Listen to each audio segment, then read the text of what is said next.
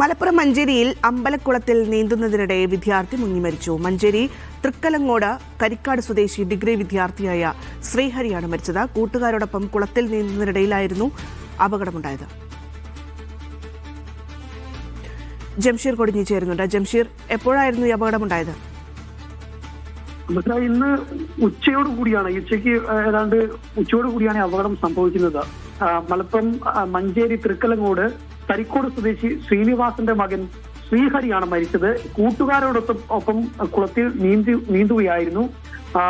കരിക്കാട് സുബ്രഹ്മണ്യ സ്വാമി ക്ഷേത്രത്തിലെ കുളത്തിലായിരുന്നു ഈ അപകടം ഉണ്ടായത്. കൂട്ടുകാരത്ത് കുളിക്കുന്നതിനിടെ നീന്തി കുളിക്കുകയായിരുന്നു.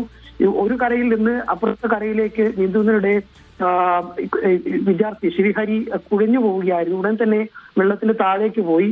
ഈ സമയം തന്നെ വിദ്യാർത്ഥികളും അതോടൊപ്പം തന്നെ അവിടെ ഉണ്ടായിരുന്ന നാട്ടുകാരെല്ലാവരും ചേർന്ന് രക്ഷാപ്രവർത്തനം നടത്തിയിരുന്നു. താഴെ പോയ ശ്രീഹരിയെ ഉടൻ തന്നെ പുറത്തെത്തിച്ച് സമീപത്തെ ആശുപത്രിയിൽ എത്തിച്ചെങ്കിലും ജീവൻ രക്ഷിക്കാനായില്ല എന്നുള്ളതാണ്. അദ്ദേഹം മഞ്ചേരി മെഡിക്കൽ കോളേജ് ആശുപത്രിയിലേക്ക് മാറ്റിയിട്ടുണ്ട്.